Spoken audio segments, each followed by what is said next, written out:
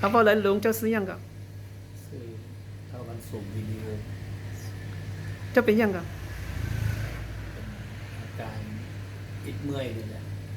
หนักนอนโบราณนะครับมัก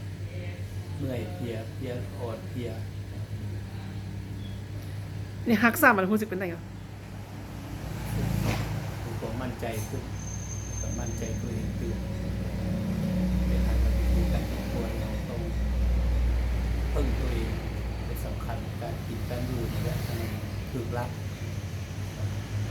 เจ้ารู้สึกมีแหงขึ้นป่ะมีแหงขึ้นไหมนะอาจจะเว้าเนาะเจ้าซื้อยังก็เราสบายดีน้องซื้อน้องเบสเป็นสาวของวันสมอยู่ในวงได้หักข่าวว่ามีอาจารย์คณะเป็นหัวในเรื่องพลังงานจากแยกหักและเป็นการเอาเบอร์ให้ก็เลยได้ติดต่อมาโดยที่ผมพูดพื้นฐานยังเชื่อในกระเสือว่ามั่นใจว่าทุกอันมันจะดีขึ้นนอนว่าอันใดที่เบอร์ไม่ได้เพิ่มเกี่ยวกับยาหรือเพิ่มเกี่ยวกับการนวดกันนั่นมันจะสามารถตีตัวได้กันเชื่อในด้านนี้ศาสตร์นี้